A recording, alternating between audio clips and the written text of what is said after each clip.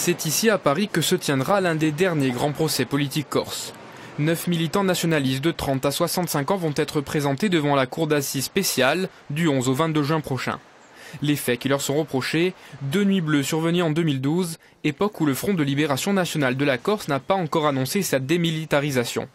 La première, revendiquée par le FLNC, a lieu au mois de mai et fait état d'une vingtaine d'attentats en Corse, la plupart contre des résidences secondaires. 7 mois plus tard, toujours en 2012, à la veille de la fête de la nation corse du 8 décembre, nouvelle nuit bleue sur l'île.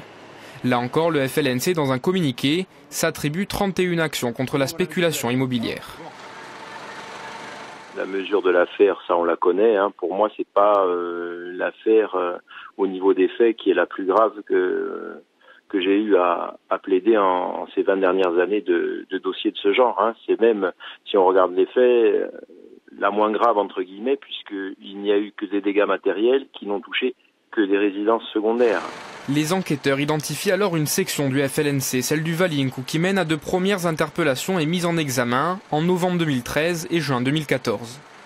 Pierre Paoli, membre du parti indépendantiste Corsica Libera, est lui aussi interpellé et écroué en février 2015, avant d'être remis en liberté en septembre 2016.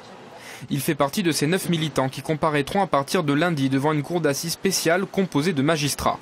Motif de mise en examen, participation à une association de malfaiteurs à visée terroriste, fabrication d'engins explosifs, détention illégale d'armes et dégradation.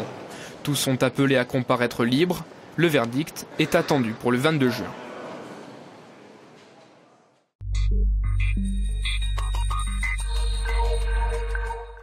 Quatre ans après une série d'attentats commis dans la région de Sartène et revendiqués par le FLNC, 8 militants nationalistes comparaissent depuis ce matin devant la cour d'assises spéciale de Paris. Des faits qui, depuis, ont changé de contexte puisque les clandestins ont déposé les armes en 2014. Et ce changement de contexte pourrait avoir son incidence dans ce procès. C'est en tout cas ce qu'espère la défense. Sur place, Anne-Marie Leccia et Flora Battesti. Pierre Paoli est la figure de ce procès des attentats de 2012.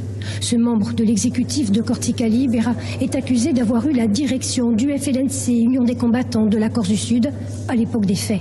Et pour ce premier chef d'accusation, il encourt jusqu'à 30 ans de réclusion criminelle.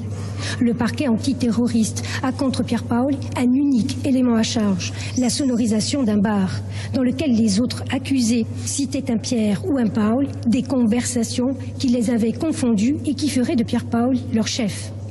La défense conteste cette interprétation et a demandé le versement intégral des écoutes.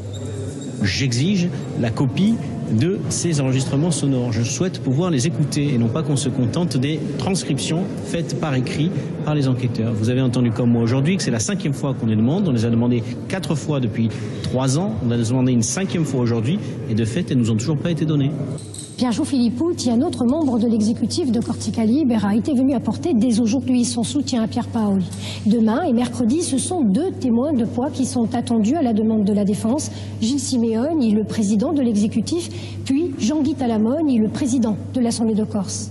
La politique, à travers le contexte né de la victoire des nationalistes et aussi du dépôt des armes il y a 4 ans de la part du Front, vont donc s'inviter dans ce procès pendant que le président de la Cour d'assises spéciale cherche lui à établir le degré de responsabilité de chacun.